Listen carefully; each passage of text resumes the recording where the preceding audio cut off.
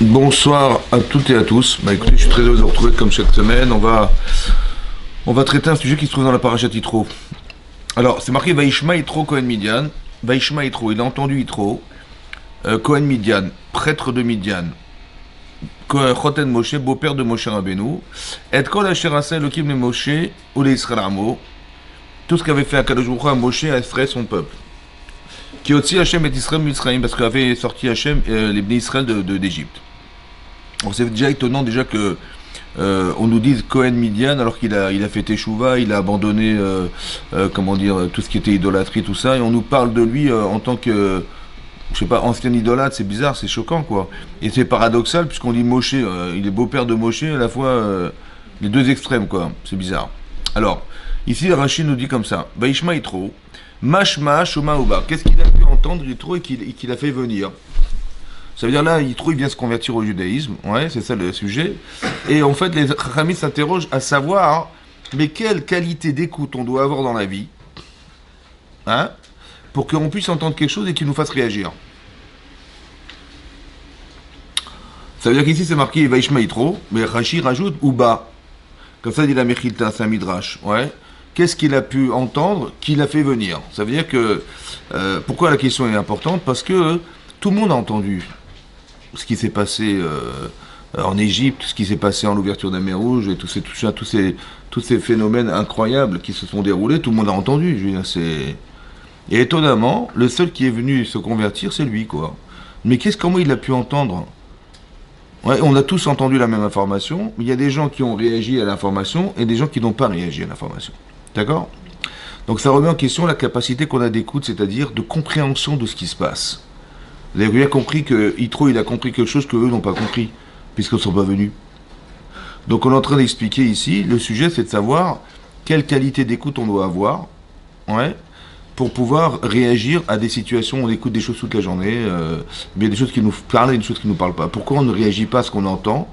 Oui, ici, Yitro, il a réagi, alors que tout le monde, Chamou, Amim et Gazoun, ils ont tous entendu, ils ont tremblé. Voilà. Ouais, ils ont tous entendu ce qui s'est passé, mais ils ont traduit ça comme la puissance d'Akadosh Baruch Hu. Ils ont eu peur de ce qui s'est passé parce que, évidemment, on a un partenaire incroyable qui est Hachem, il nous fait sortir d'Égypte, la puissance que représente l'Égypte a été détruite. Waouh, c'est quoi ce Dieu-là? Vous avez compris? Mais l'écoute, c'est de dire, il est puissant, il est surpuissant, et les Israël, ils ont quelqu'un qui les accompagne, on peut rien faire contre eux, quoi. Voilà ce qu'ils ont entendu. Mais a priori, Yitro, il a entendu autre chose. Et Rachid nous dit que quoi? Qu'est-ce qu'il a entendu? Il a entendu Kriyat Yam-Souf, l'ouverture de la mer Rouge, ouais, donc qui était exceptionnelle, c'est vrai. Et Vemichemet Amalek, et la guerre qu'on a fait contre Amalek. Et ça, ça l'a bouleversé. Ça va? Et il faut comprendre pourquoi. Voilà ce qui est marqué dans la Mechilta, dans la Gemara, dans Sfachim. Il a entendu deux choses. Il a entendu l'ouverture de la mer Rouge, d'accord? Et ça, c'était impressionnant, c'est vrai, l'ouverture, c'était impressionnant. Et il a entendu la guerre contre Amalek. Qu'est-ce qu'il a pu entendre là-bas pour dire, ah ouais, ça c'est le bon Dieu, je vais me convertir au judaïsme. A priori, les plaies d'Égypte n'ont pas convaincu, quoi. Les plaies d'Égypte, ça n'a pas touché forcément. Disons qu'il a c'est vrai que c'était exceptionnel, mais c'est pas ça qui l'a fait bouger. Ça va? Pourquoi? La magie, c'est sympa, mais bon. Là, c'est sûr que c'est pas de la magie. Non, parce que depuis le départ, on a vu que c'était impossible. Ça veut dire que même les sorciers d'Égypte, ils n'ont pas pu reproduire ce que Hachem avait fait. Ça veut dire qu'ils n'ont pas pu remettre de l'eau dans le Nil, parce que le Nil a été transformé en sang, mais eux, de remettre de l'eau, c'était pas possible. Donc ils ont vu qu'ils étaient impuissants. De se débarrasser des grenouilles, ils n'ont pas su. Comment vous dire, Kinim, l'époux, ça n'a pas marché, c'était trop petit, et à partir de ce moment-là, c'était fini. Donc ça veut dire qu'on voit bien on voit bien l'impuissance. Ouais, donc c'est pas magique, c'est pas possible, on sait pas faire ça nous, les humains. Donc on voit que c'est divin, on voit que c'est au-dessus de la nature. Et donc, ça n'a pas marché ça. Non, ça il n'a pas été impressionné. Alors le Maral de Prague, il explique pourquoi. Il dit comme ça. Vous avez remarqué dans le langage de la Torah que quand il y a eu la plaie des poux, ouais, c'est marqué les Khartoumé Paro, les fameux sorciers, ils ont dit que c'était Etzba Elohim. Ils ont dit le doigt de Dieu, à la différence de nous, que quand il y a eu l'ouverture de la mer Rouge, on a dit Etayad Agedola Asherasa Hashem. Hein? On n'a pas dit le même langage. Pourquoi la Torah, quand elle s'exprime, à propos des Khartoum et Paro, ces fameux sorciers, et elles ont dit c'est le doigt d'Hachem, comme c'est qu'on le désigne, c'est ça qu'on aurait pu comprendre. Ouais, quand tu mets le doigt, montrer du doigt, ça veut dire montrer la personne. Mais là, hein, ouais, est-ce que ça se comprend? Ben, montrer du doigt. Ouais, il dit ça, c'est Dieu, ça, waouh. Ou bien c'est autre chose. Nous, on n'a pas dit le doigt ni la main. Ouais. Et Taïa de la grande main qu'avait faite Hachem en sortant d'Égypte. Alors il explique comme ça. Le doigt, c'est un élément de la main. La main, hein, c'est d'avoir une main mise. C'est-à-dire que tu saisis la chose. Oui. En fait, il voulait savoir qui était derrière tout ça. On cherche un Dieu unique, un Dieu, voilà. On cherche un Dieu dans cette planète. Et donc il est à recherche d'un bon Dieu, quoi. Et c'est qu'est-ce qui est la tour de contrôle de ce monde-là. Voilà, c'est ça qu'il cherche à savoir. Il dit donc, ça veut dire que Etzba Elohim, bon, c'est vrai que, a priori, dans cette main, il y a un doigt, et c'est vrai qu'il est plus fort que le Nil. Super. Le dieu du Nil, c'est plus fort que lui. Super. Il est plus fort que les grenouilles. Razak. Il est plus fort que les poux, il est plus fort que, je sais pas moi, les ténèbres, etc. Ça va. Mais ça démontre pas qu'il est le maître du monde. Ça démontre simplement qu'il y a une force qui maîtrise certains éléments de la nature. C'est ça le doigt de la main. Alors que nous, on a vu Taïa Daguedola. Pourquoi on a vu la main et lui? Ouais. En quoi il a vu que c'est lui qui maîtrise le monde? Alors, c'est marqué dans la Torah, hein, quelque chose d'étonnant. C'est marqué là-bas que quand la mer s'est ouverte, Veibakeru Amaim, ont été fendus les eaux. Et Rachid nous dit que tous les océans de la terre entière se sont ouverts. Le type, il avait un verre de thé dans la main et il s'est fendu en deux. Tout s'est fendu. Tout, voilà. Maintenant, il dit, c'est quoi cette information là? J'entends que quoi? Je viens d'apprendre que tous les océans de la terre entière sont ouverts. Alors, qu'est-ce qu'on apprend de là? C'est vrai, c'est bon, merci beaucoup de m'avoir fait savoir que. Alors il explique comme ça, il explique le Maharal, il dit pourquoi? Hein? Parce que vous avez vu que tous les océans, ils ont des noms différents. C'est bizarre, pourquoi des noms? On n'a pas dit, il y a l'océan, il y a la terre et les océans, et l'océan. Non, il y a des océans, il y a des mers. Pourquoi il y a des noms différents? Parce qu'en fait, les courants ne sont pas les mêmes. Ça va? Mais on remarque que les courants qui se trouvent en Méditerranée, ouais, ne sont pas pénétrés par les courants de la Manche, ni de l'Atlantique, ni du Pacifique. Donc, on a déterminé des territoires en fonction des courants. Mais chaque élément qui est présent est indépendant de l'autre. Comment je vois l'indépendance? Parce que les courants de l'un ne sont pas les courants de l'autre. Et donc, eux, ils disaient c'était des dieux. Ça, c'est des dieux. Donc, personne ne peut donner l'ordre à qui que ce soit, ouais, de dire à la mer. Pourquoi la mer? Parce que la mer recouvre les 2 tiers de la planète Terre. Qui c'est qui peut donner l'ordre à tous les océans de la mer de s'ouvrir, alors que la mer recouvre la majorité de la Terre? Qui c'est qui peut faire ça? Alors quand il a entendu ça, il a dit ça c'est le bon Dieu, ça. C'est ça la main, vous avez compris? Qui c'est qui peut donner l'ordre à tous les océans de la Terre qui recouvrent la mer qui recouvre toute la Terre, de leur dire ouvrez-vous et séparez-vous? Qui c'est qui peut faire ça? Personne. Parce que c'est la Terre entière. Donc ça veut dire que Yitro, il cherchait à savoir, mais qui c'est le maître? Pas quels sont les éléments présents qui ont des forces. Il voulait savoir qui c'est qui domine tout ça, qui c'est qui donne l'ordre à tout ça.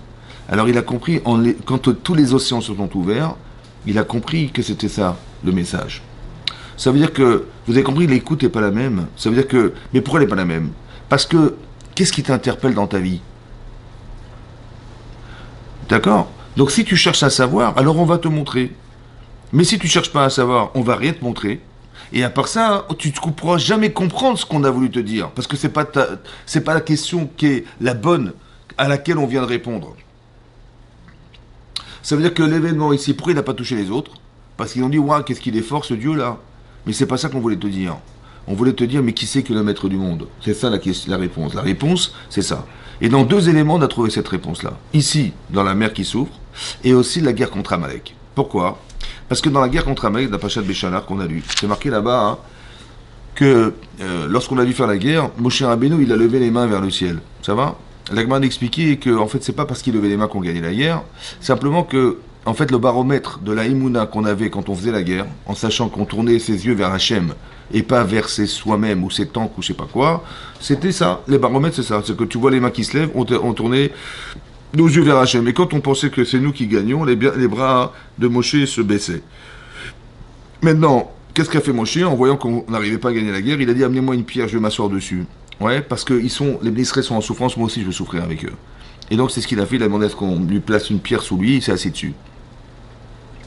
Et Aaron et Chour lui soutenaient les bras. Jusqu'à Adbo Hashemesh, jusqu'à ce que le soleil se couche. Voilà ce qui est marqué dans le texte. Qu'est-ce qu'on doit savoir? Qu'il avait les mains levées jusqu'à la couche du soleil. Ouais. Bon. Alors Rachid nous dit comme ça. Écoutez ce qui est marqué. Marqué Adbo Hashemesh. Shayu Amalekim Echashvim et Tashaot. Parce qu'en vérité, les Amalekim, ils calculaient les heures. Vous savez ce que pensait la philosophie de Amalek, c'est quoi? C'est de dire, vous savez, on a tous un destin. Hein. Ça va? Maintenant, ce destin, il est marqué dans le ciel. Si t'as réussi, ben c'est normal. Voilà, j'ai vu Vénus, Mars, truc. Ah, t'as raté, mais t'inquiète pas, de toute façon, c'est pas shoot. C'est évidemment comme ça, puisque voilà, Vénus, Mars et tout. Tu vois? Donc, en fait, on est subordonné à un Mazal. Comme ça, il pensait à Amalek. Au-dessus du Mazal, il n'y a rien. Il n'y a personne. Tu comprends? Ta vie est déjà déterminée. C'est pour ça qu'on a fait la guerre contre Amalek, parce qu'on disait, non, au-dessus du Mazal, au-dessus des destins, il y a quelque chose, il y a quelqu'un. La preuve, c'est que nous, on n'est pas subordonnés au destin. C'est quoi le destin, en fait? C'est quoi la marloquette, la discussion qu'il y avait entre les Amalekim et les Chachamim? C'est de savoir comme ça. Est-ce que ce que tu vois dans le ciel, c'est ce qui est déterminé? Ou ce que tu vois dans le ciel, c'est juste l'image de ce que tu es maintenant? Ça va? Maintenant, si tu changes, l'image change. Ou non, elle est figée, l'image. Tu ne peux plus changer. Ça va? Nous, on pense que non, ce que tu vois est à l'image de ce que tu es. Tu fais tes chouvas, ton mazal va changer. C'est quoi faire tes chouvas? C'est de plus se reconnaître dans la personne du passé. Je ne suis plus la personne d'avant. Je suis une autre personne. On dit, ben, il n'y a pas de problème, pour que ton mazal va changer, évidemment, tu n'es plus la même.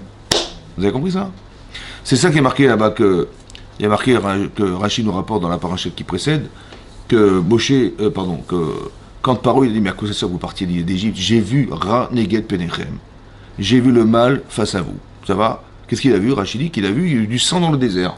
Il a dit, vous allez tous mourir. Ben, restez là, c'est mieux, non? Vous allez mourir. J'ai vu que du sang, dans le désert, du sang. Restez là. J'ai vu Ra Neged Penechem. Alors, il a dit, alors, qu'est-ce qui s'est passé? Qu'est-ce qu'il a vu, en fait? Il a vu la faute du veau d'or. Seulement, comme ils ont fait Teshuvah, les Israël, après la faute du veau d'or, ce sang s'est transformé en sang de la Brit Mila, de la circoncision. C'est-à-dire que tu vois du sang, mais ce sang, il peut changer, ça dépend si tu fais Teshuvah ou pas. Ça veut dire qu'il n'y a pas de déterminisme. C'est pas qu'on nous a dit, tu vois, voilà ce qui va se passer, on connaît ton futur, on connaît tout ce qui va se passer, etc. Vous avez compris? C'est même pourquoi les Khartoum et Paro, les fameux sorciers de Paro, ils ont dit, ouais, le sauveur d'Israël est né, ils ont vu qu'il est né. Dans le ciel, on savait qu'il était né. Maintenant, ils ont vu, 80 années plus tard, ouais, la mort de ce sauveur avec de l'eau. Ils ont vu dans le ciel la mort et l'eau. Ils ont dit noyade.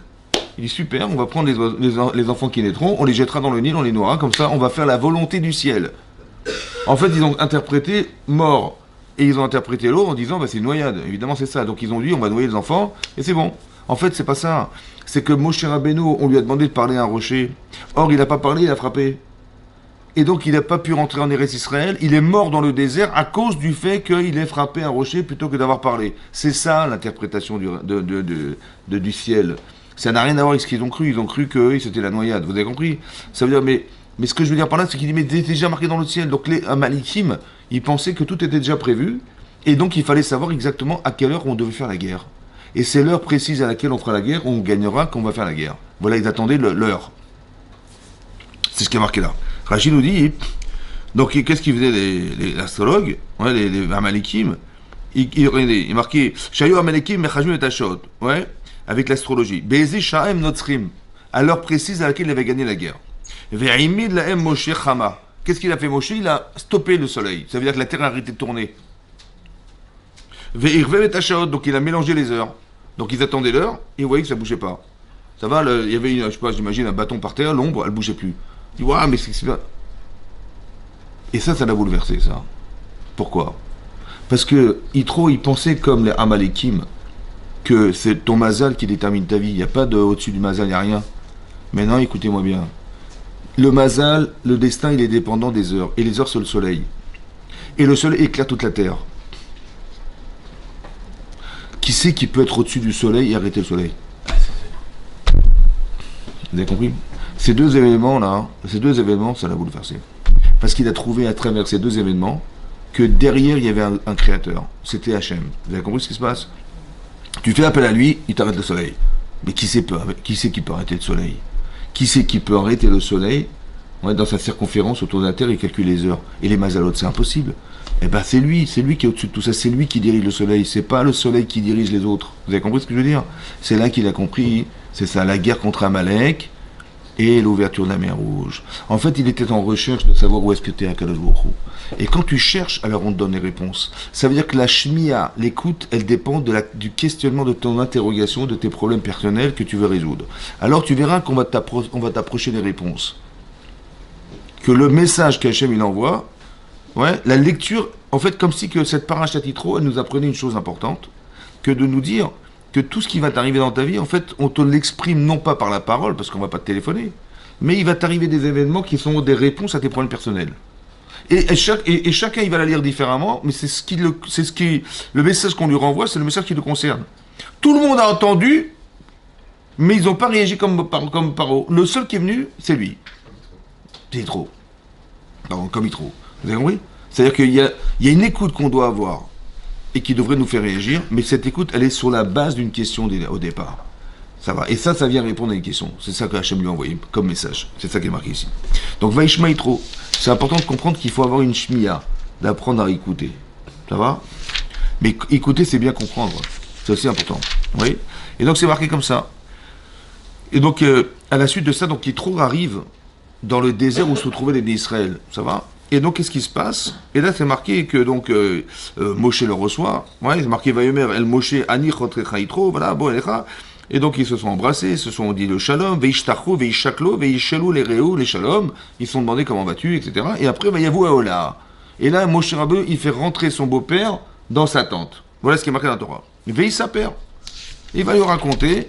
Moshe les Rodouet, Kol Asher Asa Hashem les paroles Mitzrayim. Il va lui raconter tout ce qui s'est passé avec Paro en Égypte, à l'Odot Israël, va Kol Atela, Sher Matzatam Baderer, et tout ce qui s'est passé va être les machins, comment Israël nous a sauvés de tout ce qui nous est arrivé dans le chemin. Et ça, c'est étonnant.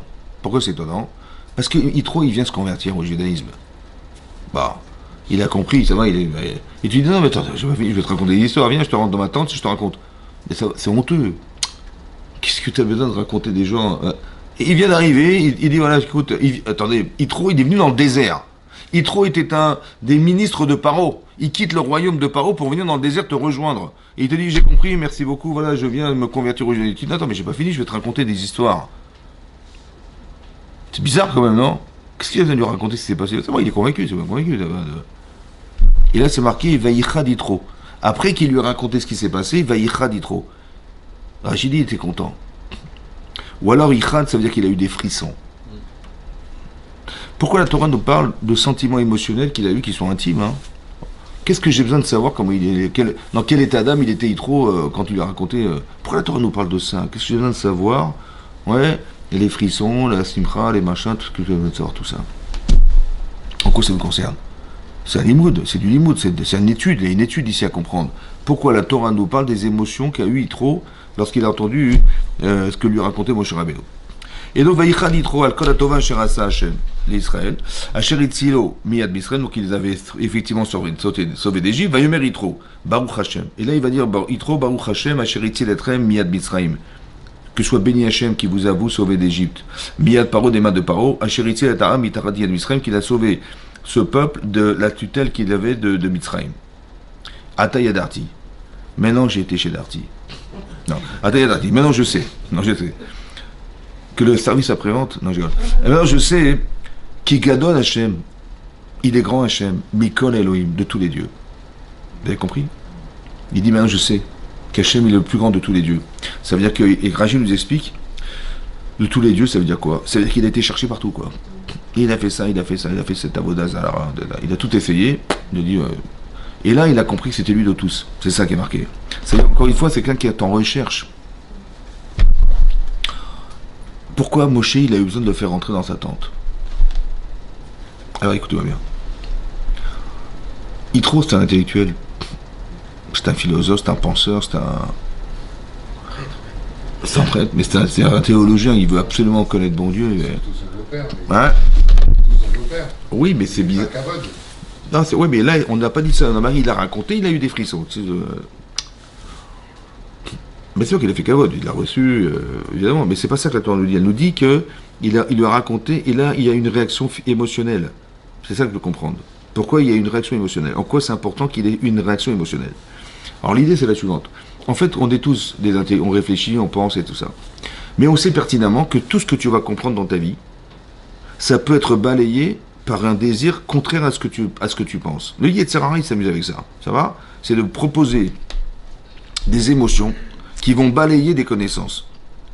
Tu dis, ah ouais, c'était tentant, j'ai pas résisté, c'était trop fort, etc. C'était plus fort que moi, j'ai pas pu résister, voilà. Bon, mais c'était interdit, comment ah oui, mais je sais, mais j'ai pas pu résister. Donc ça veut dire que la puissance que représente l'émotion est plus forte que de savoir que c'est un sourd. Ça veut dire que le principe est clair, c'est que la passion est plus forte que la raison. Tu savais? Je dis, ouais, je savais, mais j'ai pas pu résister. Ça veut dire que quoi? Ça veut dire que la passion, le désir, ouais, l'engouement, ce qui nous aspire vers l'extérieur, vers quelque chose qui est interdit, est plus fort que ce que tu sais. Ça va? La connaissance est neutre, les émotions, c'est pas neutre. Alors qu'est-ce qu'il faut faire? Alors il faut que tu arrives à muscler l'émotion, c'est-à-dire, je vais te raconter ce qui s'est passé en Égypte. Et voilà, et là, jusqu'à ce que tu aies des frissons. Si ton corps réagit, c'est bon, j'ai gagné.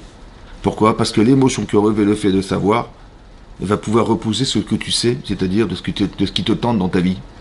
Vous avez compris ça? C'est-à-dire que tant que tu n'as pas développé une émotion, tu n'es pas certain et certaine de pouvoir résister à la vera.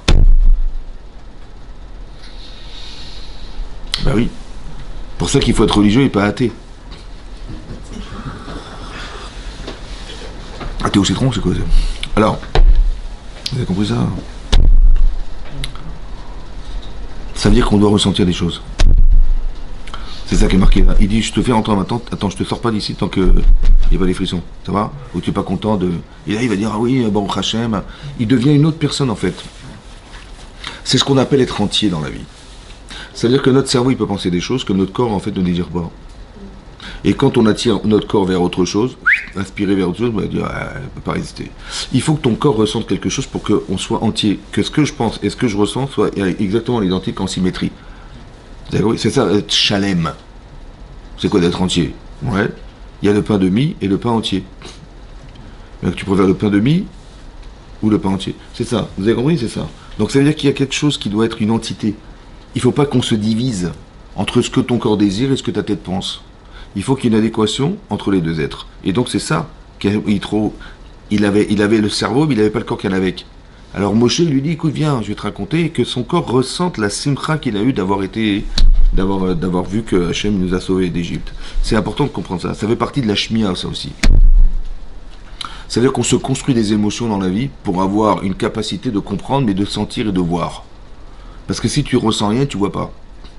Bah oui, parce que t'as vu ça? De quoi tu parles? En fait, je ressens rien, donc ça n'a pas d'incidence sur ma faculté à voir ou à entendre. C'est important que ça a été dit là. Après, c'est marqué comme ça, je continue. C'est marqué Vaïb et Machorat. Donc on est le lendemain de ce jour-là où Moshe a reçu son beau-père. Vaïchev Moshe l'ishpot et Aham. Et donc Moshe était là en train de juger le peuple. Vaïamod Aham al Moshe minaboker adairev. Et donc étaient présents les enfants d'Israël du matin au soir. Ils faisaient la queue, ouais, devant Moshe Rabbeinu. Ça va? Pourquoi la Torah nous donne cette description-là? Oui, pourquoi la Torah nous parle de ça? Rachid nous dit comme ça. C'est quoi les Machorat? Le lendemain de quoi? Bah, du jour où il est arrivé. Mais c'est quel jour? Rachid nous dit comme ça. Je vous lis ce qui est marqué. Ouais. Où est-ce que c'est marqué dans Rachid?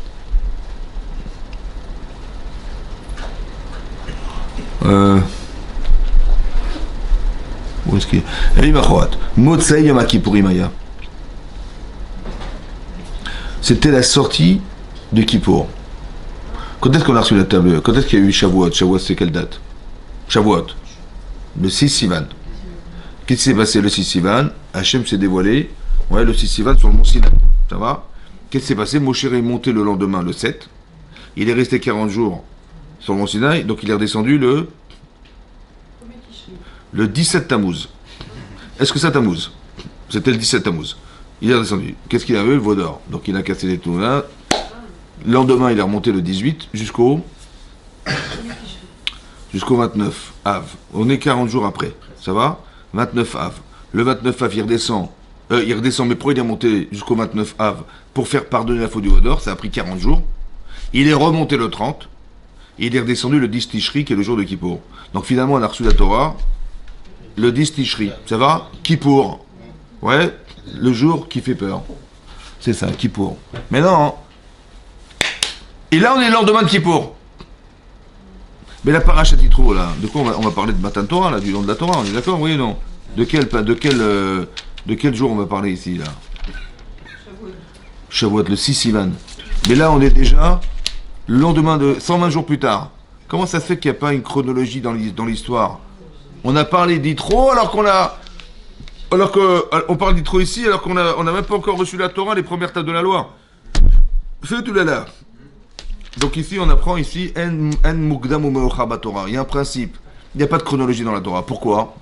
On ne suit pas l'histoire du temps, en fait. On suit quoi? L'étude de la Torah. C'est une étude. La Torah, c'est une étude. Pour que tu comprennes ça, après, il faut que tu comprennes ça d'abord. Ça veut dire qu'il faut que tu saches écouter un peu pour pouvoir entendre de quoi parle la Torah. Alors, il faut que tu saches écouter comme Yitro, il a écouté. Ça va? Alors, qu'est-ce que ça veut dire? Je vais vous expliquer qu'est-ce que c'est que l'écoute, vous allez comprendre. Ici, c'est marqué ici, donc, alors je vous lis ce qui est marqué dans Rashi. Donc, on nous décrit une situation, Moshe est assis sur son trône, et les gens sont du matin au soir, ils sont debout du matin au soir. Ils attendent, ils font la queue, ça va? Bon. Rashi nous dit comme ça. Vayeshev Kamelech, il était assis comme un roi. Ouais, Koulam, on me dit, mais tout le monde est debout. Voilà la situation, tu vois Moshe assis sur un trône, et les gens sont debout du matin au soir devant lui. Veuksha d'avar les Yitro. Mais ça a déplu à Yitro. Pourquoi? Shayem Zalzel Bikvodam Shel Israël. Parce que c'est honteux ce qu'il a fait là. Attends, il est assis sur son trône, et les gens du matin au soir sont debout. Ça va, ça te gêne pas? Ça va, tu vas bien? Ouais. Et donc c'était gênant. Veochichan Alkar, il lui a fait un reproche. En lui disant Madoua Atayoshem Levadecha, pourquoi tu es assis seul? Vekulam Nitzavim, et tout le monde est debout, devant toi. Ça va? Ça veut dire qu'il n'a pas compris comment ça se fait qu'on n'a pas mis des chaises, je sais pas moi, ou qu'on ne s'est pas arrangé autrement pour éviter la queue, quoi. Vayach Choten Moshe. Et donc il a vu le beau-père de Moshe. Et kon asher ou oselam. Voilà ce que fait Moshe au peuple. Vayemer mad avarazé. Qu'est-ce que c'est tout ça? Asher ata ose, la âme que tu fais au peuple. Madoua ta yoshem levadecha. Pourquoi tu es assis seul? Vekol am nisa valecha minaboker aderev, alors que tout le monde est debout du matin au soir.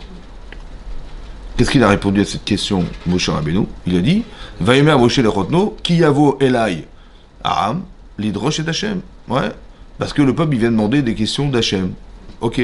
Ki yelahem davar, ba elai. Donc quand ils ont quelque chose à savoir, ils viennent chez moi, veshafati ben ish ou ben reu, je vais juger entre un homme et son prochain, ils ont des conflits, des machins, bah, je dresse un portrait de tout ce qui se passe et je leur explique comment il faut faire. Veodati est troqué à Elohim et Torotav. Et donc je leur apprends en même temps, je leur fais savoir les lois irrationnelles de la Torah. C'est tout. Ça va? Qu'est-ce qu'il lui a demandé Yitro? Il dit comment ça se fait que tu es debout du matin au soir? Ils sont debout du matin au soir, tu es assis. Genre il a dit c'est honteux ce que tu fais. Il lui répond quoi? Ben il dit bon, il me demande des questions et je lui ai répondu à des questions. Je t'ai pas demandé quel métier tu fais, je t'ai demandé comment ça se fait que tu es assis. Ils sont debout. Vous avez compris qu'il y a un problème de shmia ici, il y a un problème d'écoute? Ça va? Maintenant, qu'est-ce que vous croyez qu'il a cru que lui avait dit Yitro à Moshe Rabbeinu? Qu'est-ce qu'il a cru, Moshe Rabbeinu? Il a dit, qu'est-ce que tu fais comme métier? Ouais? Mais qu'est-ce qu'il lui a dit Yitro? C'est honteux d'être assis alors que tout le monde est debout. Ça va? Qu'est-ce qu'il lui répond Yitro en lui répondant la chose suivante? Vayomer choten Moshe elav lotov adavar asher ata ose. Il dit, c'est pas bien ce que tu fais. Imaginez-vous ce que Moshe il a dû comprendre de ce que son beau-père lui dit. Il lui dit, mais ça se fait pas. Il a compris, genre, qu'est-ce que tu fais dans la vie? Il lui dit, ben j'enseigne la Torah aux gens. Ouais, je leur apprends la loi, la Torah, les mitzvot et tout ça. Il lui dit, mais là, c'est pas bien ce que tu fais. Hein? C'est incroyable quand même, non? Il y a de quoi s'énerver, non? C'est-à-dire, Yitro, il vient de faire Teshuvah il y a 5 minutes, là. Moshe Rabbeinu, il est descendu du mont Sinaï avec les louchades, il a parlé avec des anges. Et l'autre, il dit, c'est pas bien ce que tu fais. Il faudrait changer de métier. Vous avez compris le problème? Bon, comment vous prenez ça, vous? Non, mais comment ça? Un type, il me dit ça, moi, il est fou, quoi. Hein? Il dit l'otov. C'est quoi l'otov? C'est quoi l'otov? Ça veut dire quoi? Ça veut dire quoi? C'est pas bien. Hein? C'est un reproche qu'il lui fait alors qu'il est... Oui, mais il n'a pas compris comme un reproche. Je lui ai demandé, il a pas compris. Il dit Madoua Taïchev Levadecha. Pourquoi tu es assis seul? Il dit bah, je suis assis seul parce que je suis tout seul. Je dois enseigner aux gens, ils ont des questions, bah, je suis désolé, ils font la queue, c'est normal, qu'est-ce que je fasse? Ouais. Il a cru qu'il lui a demandé mais qu'est-ce que tu fais seul à enseigner la Torah? Bah, il dit parce que voilà, bah, j'enseigne aux gens ce qu'il faut savoir, ils ont des questions, ils viennent me demander des questions. Vous avez compris? Je suis le seul médecin de la ville. Bah, ils font la queue les gens, je suis tout seul. Vous avez compris? Donc il se comprend pas. Et en fait, c'est pas ça qu'il lui a demandé. Il a dit mais comment c'est que t'es assis tout seul, ils sont debout? Comment tu ne respectes pas les gens? Voilà ce qu'il lui a dit.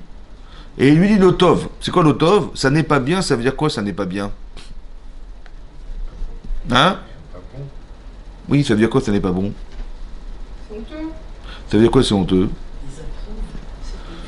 Ça veut dire que c'est ton Yetzirara qui t'a fait faire croire, qui t'a fait croire que l'otov. Bah tov c'est Yetziratov et l'otov c'est Yetzirara. En fait tu t'es fait avoir. Il y a des gens dans la vie, ils s'impliquent au corps et âme. Bon. Mais ils savent pas déléguer. En entreprise, ah non mais je suis pas sûr, ah non mais il va pas bien faire, laisse tomber, je vais faire moi-même, Ouais, vous savez ce qui va se passer? C'est des gens qui explosent après. En vol. C'est ce qu'il lui a dit. Navol Tibol. Navol Tibol. Ouais. Moi je suis un betchétrit. Il y a des gens c'est des bénévoles. Tu vois? Et il lui a dit Navol Tibol. Ça veut dire que tu vas t'user, tu vas te flâner, tu vas te flétrir, tu vas te faner. Gamata vegamam. Tu vois les gens ils font la queue là-bas. Du matin au soir. C'est là qui est pire que la poste. Tu sais là-bas t'attends. Bon vous avez fini attendez, ça fait comme une demi-heure que tu parles. À la fin, il a une question, monsieur il a une question, madame elle a une question, c'est plus de question, c'est terminé. Attends, si c'est pour attendre 10 heures pour avoir une réponse, ça veut dire que tu vas fatiguer le peuple, et toi tu vas te fatiguer. Pourquoi? Parce que tu prends trop sur toi. Il lui a dit, c'est trop dur, c'est trop lourd ce que tu prends sur toi, la charge est trop lourde. Tu pourras pas la porter seul. Ça va? Donc l'otov, ça veut dire que tu peux croire que tu fais bien de faire tout seul. En fait, tu t'es gouré. T'as pas bien entendu ce qu'on t'a dit. Mais tu Hachem, il m'a demandé d'enseigner la Torah, donc c'est ce que je fais. Mais t'as pas compris, c'est pas ça qu'il t'a dit. Alors qu'est-ce qu'il t'a dit alors? Ata Hashma Bekoli, écoute ma voix. Écouter la voix, ça veut dire que il a pas dit écoute ce que je te dis. Il y a écouter les mots, écouter la voix. Écouter les mots, j'écoute ce qu'elle a dit. La personne me dit, c'est les mots. Mais qu'est-ce que ça sous-entend? Qu'est-ce que ça veut dire? Et quand je vous ai dit c'est pas bien, vous dites bah oui, vous m'avez traduit, c'est pas bon. Mais non, je veux pas savoir comment. Je sais traduire en français. Je veux juste comprendre qu'est-ce que veut dire c'est pas bien. Tu vois, qu'est-ce qui se cache derrière? Ce qui se cache, c'est que c'est l'Yetzirah en fait. C'est ça. Ici c'est pareil. En vérité, le Yetzirah il va venir avec des péotes comme ça. Il va dire vas-y fonce, vas-y, c'est de la Torah, c'est un piège. Pourquoi? Parce que ton corps ne suivra pas. Et toi tu crois, ouais, il a raison, bien sûr, je me défonce, et machin, et des heures, et des heures, et des heures. Et tu te rends compte en fin de compte que c'est toi qui perds, il t'a roulé le Yetzirah. Alors qu'est-ce qu'il faut faire? Qu'est-ce que je peux faire? Alors je vais t'expliquer. Écoute ma voix, écoute ma logique, écoute ce qui se cache. La voix, c'est ce qui se cache derrière une parole. C'est quoi la voix, la différence de la parole? La voix. Parce que la parole n'est que l'expression de la voix. En vérité, si on devait exprimer des choses, on devrait exprimer par des sons. Seulement, on arrive à verbaliser des sons. Quand t'es pas content, tu cries. Quand t'es content, tu chantes. Ça va? Tu veux? Ouais, tu chantes. Mais en vérité, c'est quoi ta joie? Bah, tu l'exprimes par un son. Mais tu peux verbaliser le son. On dit, je suis pas content. Tu dis, je suis très heureux. Ça va? En vérité, tu verbalises un son. Ça s'appelle le kol. Il y a un sentiment exprimé qui s'exprime par des paroles. C'est peut-être pour ça qu'à Rosh Hashanah, on sonne du chauffard. Vous savez pourquoi?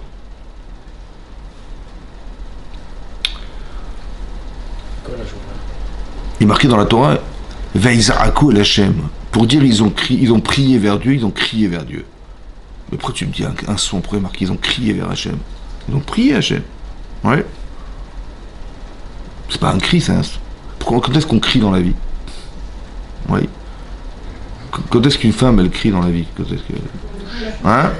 Quand on accouche, ouais. Mais ça dépend de la couche.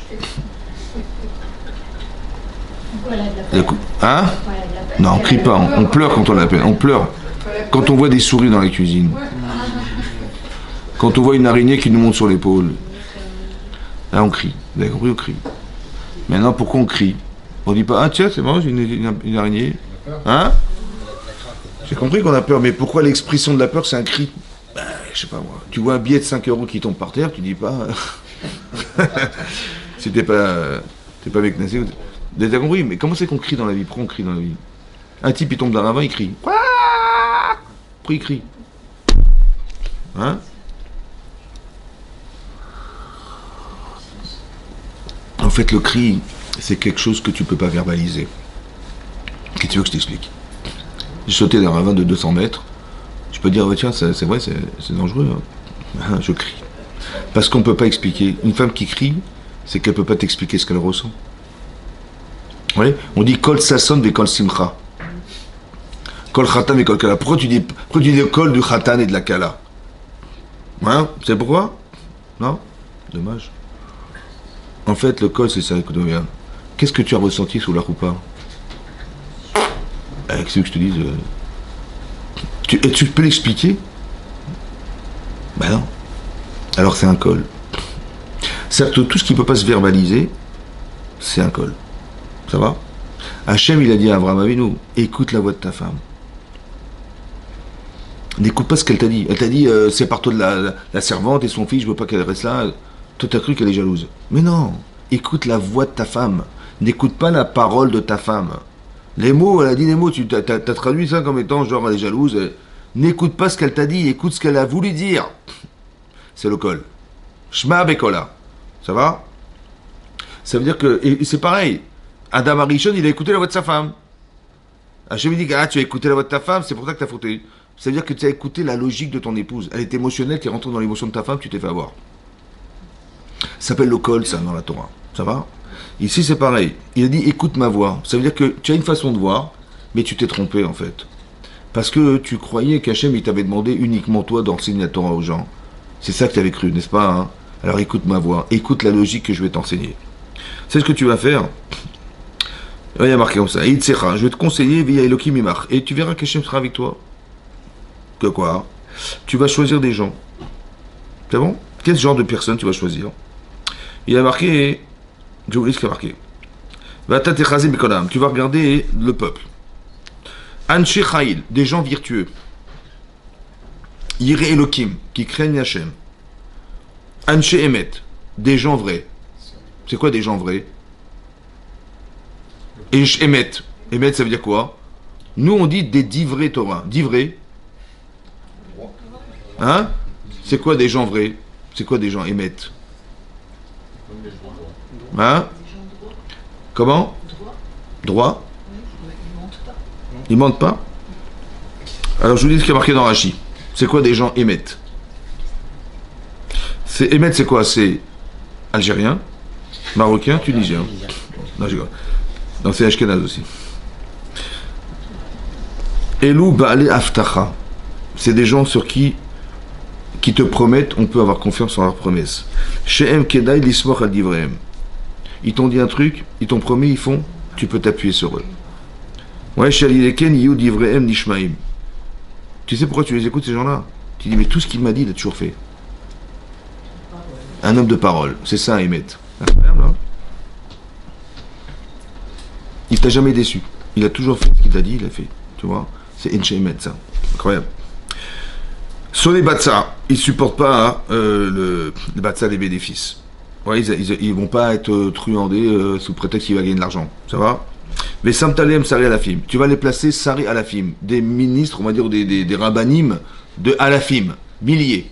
1 millier. Ouais. Il y avait combien d'hommes dans le clan d'Israël? Il y avait combien d'hommes? 600 000. Donc quand tu divises 600 000 par 1000, ça fait 600. Si tu divises Sari Ammeot, tu divises par 100. 600 000 par 100, ça fait 6. Il y a 6 à l'Aïr. Il y a 6 000. Ça fait 6 000. Sari Hamishim par 50. 600 000 par 50. Ça fait 12 000. Je vais vite.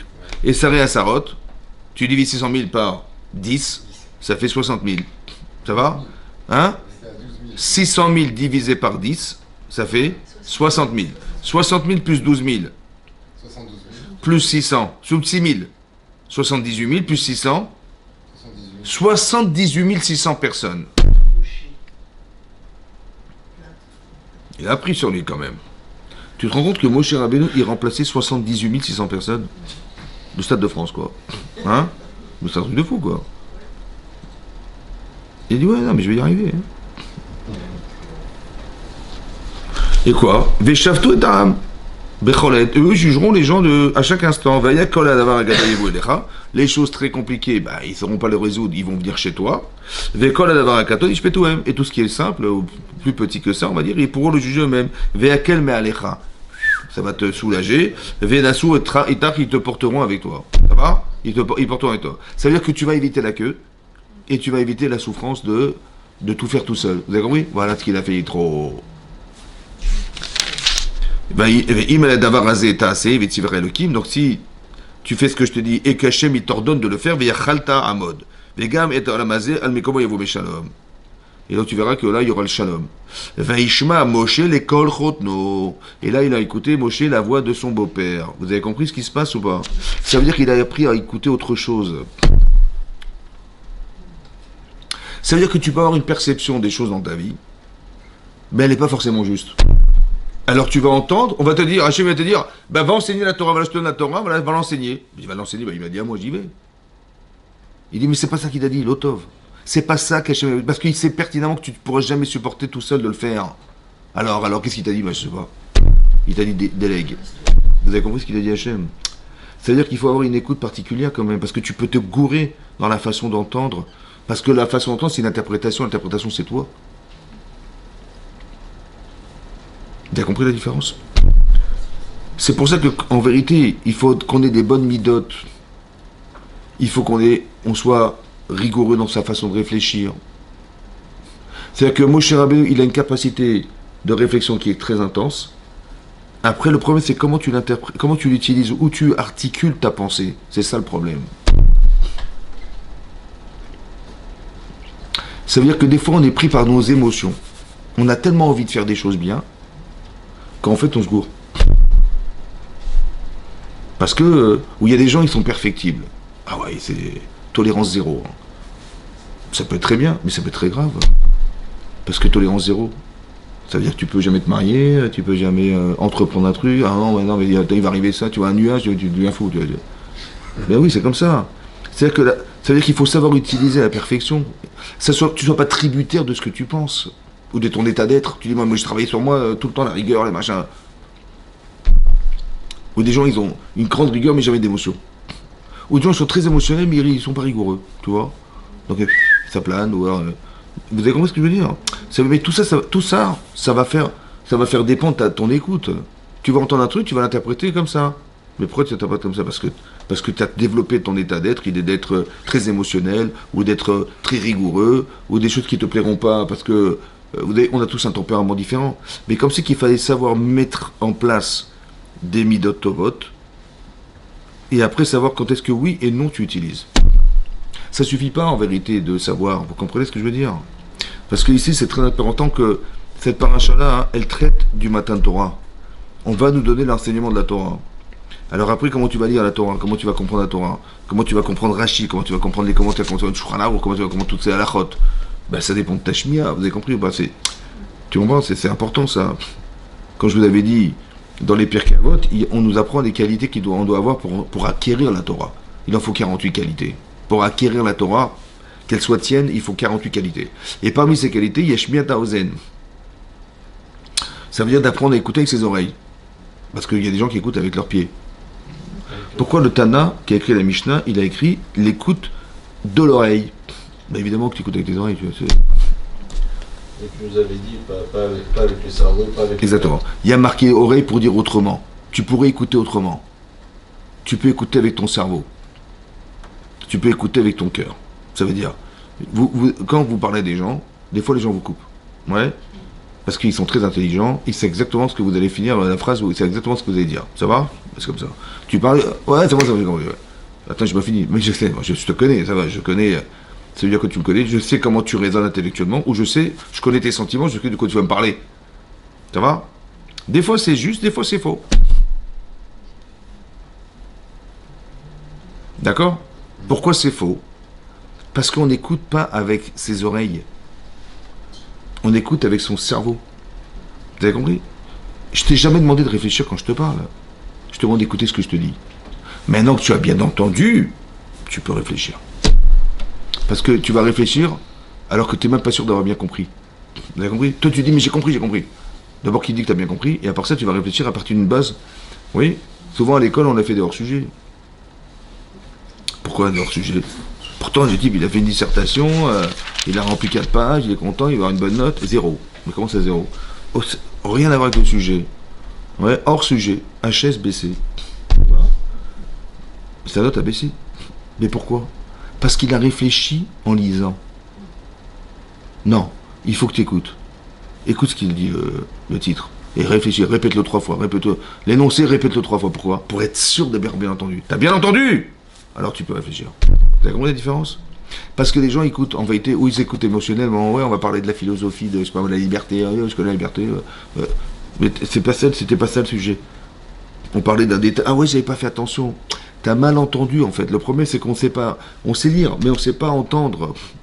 Et donc, il faut apprendre à écouter, c'est fondamental. Tous les quiproquos qui existent dans la vie, ils viennent de là. Vous avez compris, tous les problèmes qu'on a relationnels avec les autres, parce que souvent, on se comprend pas. Vous imaginez comment Moshe Rabbeinu, quelle humilité il a dû avoir pour dire, ouais, je t'écoute. Quelle humilité il a dû avoir pour écouter son beau-père. En plus, c'est pas par hasard, ça peut être un conflit familial. Tant que mon beau-père, il vient me donner des... Monsieur le donneur de leçons, il me dit, vas-y, c'est pas bien ce que tu fais. Il pourrait se vexer, vous avez compris là? Ou tu dis, attends, peut-être qu'il a raison, attends, j'écoute. Vous avez compris ce que je veux dire? T'as tellement envie de savoir que tu écoutes n'importe qui. Ouais. Ezou Chacham. Alomem Mikol Adam. Un gosse, il t'apprend des trucs. Tu dis, bah, pas le niveau. Alomed Mikol Adam. Ça veut dire que tout ce qui t'entoure a du sens. Hachem, il t'a pas fait présenter par hasard quelqu'un, tout ça. Essaie de comprendre ce qu'on a voulu t'envoyer comme message. Mais ça, il faut accepter que le message, il peut venir de n'importe qui. Ça va?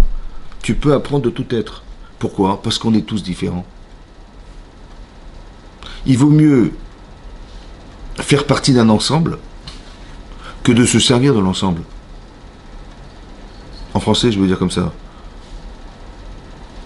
Vous savez, dans la Torah, c'est marqué, on a tous campé devant le mont Sinaï. Dans la paracha, c'est marqué, Vaïchan Israël Negedar. Il n'y a pas marqué Vaïchanou au pluriel. Il n'y a pas marqué, on a tous campé. Il y a marqué, il a campé. Le peuple juif, pour dire quoi? Rachid nous dit, Ishechad Belevechad. Ishechad Belevechad. C'est quoi Ishechad? On était 600 000 hommes. 600 000 hommes. On était une addition d'hommes.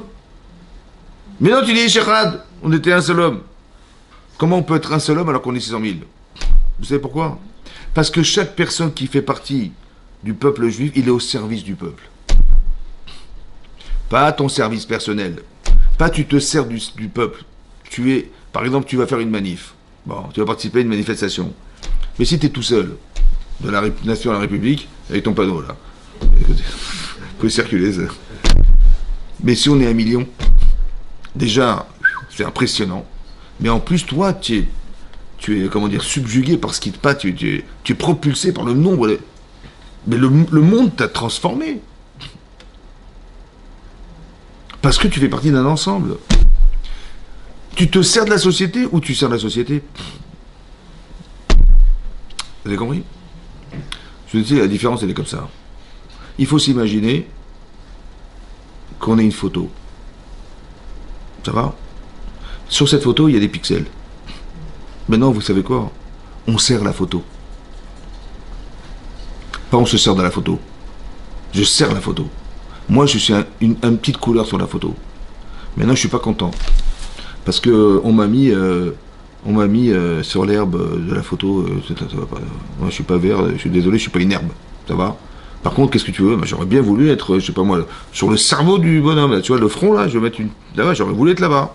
Il n'y a pas de problème. On prend la petite tache verte, on met sur la tête du bonhomme. Bah oui. Bah oui. Bon, bah, elle est moche, la photo. Mais pourquoi tu n'acceptes pas que tu aies une petite tache verte? C'est pas grave. Tu es au service de la photo. Mais sans toi, la photo n'a pas de sens. Tu une montre. Bon. Imagine-toi, voilà, je prends ma montre, ouais. Je prends ma montre, j'enlève mes lunettes, et je la mets ici. D'accord? À quoi vous pensez? À quoi vous pensez? Ben, ce que je voulais dire, c'est montre-œil. Montre, bah oui, parce qu'il y a bon œil aussi. Hein. Non mais montre-œil, ça veut dire qu'en fait, c'est quoi une montre? Ben, c'est pour avoir l'heure. Mais non, ce qui est important, c'est la petite aiguille. Elle me dit les heures. Bon, après la trotteuse, bon, la grande aiguille, bon, elle me dit les minutes, mais bon. Et le petit bouton qui se trouve, qui est vissé là-bas dans le système de la montre. Ben, je suis désolé, tu n'as pas cette vis, ça ne marche pas ta montre. Tu vois les détails sont au service du klal. Sans toi, le monde ne pourra pas tourner. C'est un truc de malade quand même. Mais il faut que tu entendes ça. Que Vaïchan Israël et Gadar, ça veut dire qu'on était. Tu dis, mais peu importe ton niveau intellectuel, peu importe ce que tu représentes quelque chose. C'est-à-dire que si on est jaloux, si on est haineux, si on est, je sais pas, rancunière, c'est ce que tu veux, c'est qu'on n'a rien compris. Parce qu'on a cru que les gens étaient à notre service. Alors on dit, bah attends, c'est pas normal, c'est injuste. Ouais, cette femme, elle est plus belle que moi, l'autre, il est plus riche que moi, l'autre, il a... Vous avez compris ou pas? Mais c'est stupide. Si tu es indépendante ou indépendant, bah oui, ça se fait pas, c'est injuste.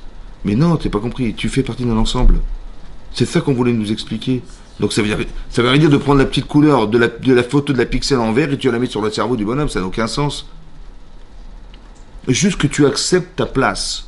Tu comprends cette écoute-là, elle change ta vie. Parce que tu fais partie d'un ensemble. Tu fais partie du peuple juif. Maintenant, peu importe ta position, tu sers à quelque chose. Sans toi, sans que, s'il y avait une seule personne qui avait refusé la Torah, dans les 600 000, on n'aurait pas reçu la Torah. Attends, c'est pas grave. Mais c'est logique maintenant. Vous avez compris pourquoi? Parce que sans toi, l'ensemble, il est faux. Il est bancal. Tu devais être dans l'ensemble. Tu veux pas être dans l'ensemble, bah, je suis désolé, on peut pas donner la Torah. Il fallait 600 000. C'est comme il s'appelle, comme Yaakov Avinu. Il va bénir les enfants de Yosef, Ephraim et Ménaché. Il veut les bénir, et la Shrina, elle s'envole. La présence divine s'envole. Il ne peut pas les bénir. Mi-élé. Mais qui sont-ils? Ces enfants, pour qui la Shrina ne veut pas. Mi-élé, qui sont-ils? Rachid nous dit, mais qui sont-ils? Mais il a trouvé chez Ephraim et Ménaché des Rishaïm, des mécréants. Il y avait Ehud et ses enfants, il y avait Achav, Yerovam et Nevat, des Rishaïm. Bon. Mais j'ai pas compris un truc. Ok, mais il y a des Rishaïm. Ok, bah, fasse qu'Hachem, il fasse que la bracha s'appliquera pour ceux qui méritent de l'avoir. Et ceux qui ne méritent pas de l'avoir, hein, eh ben ils n'auront pas, c'est tout. Pourquoi tu dis non? Pourquoi on va priver Ephraim et Ménaché des brachot qu'ils méritent pour ceux qui vont être engendrés, qui mériteraient la bénédiction d'Yaakov Avinu, hein? Et ceux qui mériteraient pas, ben, ils ne mériteront pas. Non, on ne peut pas le donner. Pourquoi? Parce qu'il y a des mécréants. C'est la faute des mécréants. Donne à ceux qui méritent, oui. Vous avez compris pourquoi? Parce que c'est un ensemble. Et tu veux bien donner, je peux pas. Parce que l'ensemble, il manque des gens. C'est incroyable ce truc-là. On fait partie d'un ensemble. C'est ça qui est marqué. Et ça, pour recevoir la Torah, il fallait comprendre qu'on était ensemble. On fait partie d'un ensemble. Hachem, il veut qu'on soit ensemble. Il se passe des choses dans la vie, on se rend compte qu'à cause du fait qu'on est dissociés, il se passe des catastrophes. Et tout à coup, la solidarité, Mais t'as compris ça? T'as entendu? Qui est le 7 octobre? Mais tu te rends compte que Hachem, il était obligé de faire le 7 octobre pour qu'on se consolide, c'est fou quand même. C'est pas ce que ça veut dire. Après les types, on va l'armée, le machin, on va aider les gens, on va envoyer des munitions, on va envoyer des sacs à dos, on va envoyer des sacs de couchage, bah oui, la solidarité. À quoi il a fallu faire tout ça pour que ce soit solidaire? On peut pas éviter que... Hein? Vous avez compris ce que je veux dire? Ça veut dire qu'on apprend, on écoute des choses. L'autre il va dire non, c'est à cause des Palestiniens, l'autre il va dire à cause des machins, mais non. Hachem il a créé ça juste pour que on arrive à se... Parce qu'Hachem il va nous envoyer la Torah, nous envoyer Géoula, mais si on n'est pas ensemble, ça marche pas. Vaïchan Israël et Gadar, c'est pas par hasard que c'est marqué dans la paracha, pour nous expliquer que tant qu'on n'est pas un peuple solide et consolidé, alors ça, on pourra pas, il manquera même un, ça marche pas. Il faut que, ou une majorité, je ne sais pas moi, vous avez compris ce que je veux dire? Il faut qu'il y ait une solidarité entre nous. C'est ça. Et cette écoute-là, c'est ça qu'on apprend aussi dans la Torah. C'est comme ça qu'on doit lire. C'est ça. Tu peux dire, ils campaient devant la montagne. Ok, Razak. Ouais, alors. T'as pas de question, t'as pas que tout va bien. Pourquoi c'est marqué au singulier? Pourquoi c'est marqué ils ont campé, pourquoi ils ont au singulier? Pour dire qu'on n'est pas des unités. On fait minyan. On n'est pas 10 personnes. On est un groupe. Vous avez compris la différence? C'est ça la différence. Hachem, il réside dans un espace. La Gemara dans Brachot, elle dit là-bas que quand on étudie la Torah, la Shrina, elle vient nous inspirer. Quand on est deux, elle ne viendra, la présence divine, que si on est deux. Tant qu'il n'est pas arrivé le deuxième, elle ne viendra pas. Si on est 3 juges, la présence divine ne viendra que lorsque le 3e sera déjà là. S'il n'est pas encore là, il n'y a pas de présence divine. Il y a 3 juges au tribunal, il n'y en a pas. Et dans une bête à Knesset d'une synagogue, il faut qu'on soit 10. Ça va? Mais non, la Gemara dit, mais je ne comprends pas. On a bien compris que quand il en manque un, ça ne marche pas. La Gemara demande, mais pourquoi tu as besoin de me dire? Tu as besoin de me dire que si déjà 10, on a compris qu'il faut qu'on soit un certain nombre de personnes pour que la Shrina réside. Alors c'est quoi ces enseignements à chaque fois que tu me donnes en me disant il fallait qu'on soit 2, il fallait qu'on soit 3, il fallait qu'on soit 10? J'ai compris, ça va? La Gemara dit non, attention. Quand on étudie en Chavruta avec un partenaire d'études, il faut que le deuxième arrive. Quand on va juger quelqu'un, il faut que les 3 juges soient présents. Mais la Shekhinah, elle est déjà là avant qu'on soit 10. Dans une synagogue. Si tu rentres dans une synagogue, il n'y a personne, tu peux commencer à prier Hachem parce qu'il est là. Il nous attend. Ça, c'est le minyan. Il y a une unité de personnes. Quand il a prié Avraham Avinu, il a dit « J'espère qu'il y aura 10 personnes par ville. » La Shrina réside dans 10. Ça va? La force d'influence, elle est de 10. Tu ne peux pas influencer les gens si on est 4. Une ville, il faut 10. Mais ça veut dire qu'on apprend des yesodot, des secrets de la Torah, à travers le fait que on nous explique que finalement, Avraham Avinu, par exemple, il a prié, il a dit peut-être ils sont 50, ils sont 45, ils sont 40, ils sont 30, 20 et 10. Bon. Hachem, il a dit, j'écoute ta prière, mais finalement, il savait qu'il n'y avait pas 10 par ville. Hachem, il savait ou pas? Alors pourquoi il a demandé à Avraham de prier? À part lui foutre les boules, que finalement, ça n'a servi à rien. C'est vrai ou pas? Pourquoi il a demandé? Bon. Mais pourquoi faire? Il sait qu'il n'y a pas 10. Ça sert à dire, ah oui, je vais quand même dire à Abraham de prier, mais tu sais bien que c'est vous à l'échec, puisque ça, il n'y a pas 10 personnes par ville. Laissez Hachem. Pourquoi il a demandé de prier? Vous avez compris? En fait, vous savez pourquoi il a demandé? Parce que nous, on va savoir dorénavant. Il n'y avait pas 10. Mais s'il y a 10, tu sauves une ville avec 10 personnes. Maintenant, tu sais maintenant qu'avec 10 personnes, 10 tzadikim, tu sauves une ville. Maintenant que tu le sais, alors ça vaut le coup d'organiser. Qu'il y a un kollel, il y a une yeshiva, il y a un machin. Parce que ça sauve la ville, ça. Vous avez compris? C'est ça la shmiat Torah. C'est tu entends quelque chose, tu vois? Parce que tu t'interroges. Donc ça vient répondre à quelque chose. Mais toute la Torah est faite de ça. Et plus tu t'interroges, et plus tu creuses, et plus tu trouves des choses. Mais donc c'est pour ça que cette paracha, dans l'histoire, elle est décalée. Parce qu'effectivement, on est après Kippour, donc on est 120 jours après le début de la paracha.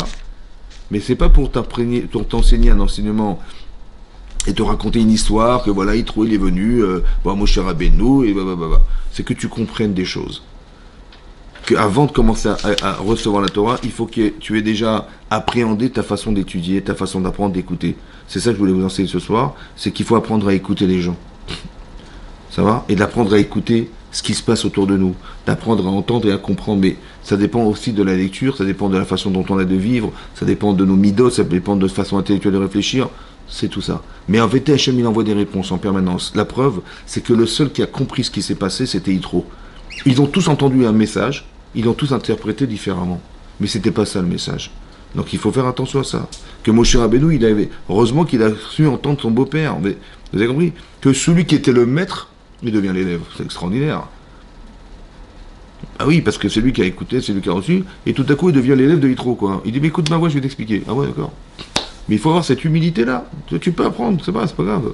Ouais, d'avoir l'intelligence de ne pas rentrer en conflit. C'est ça que ça veut dire. Chazak ou Baruch.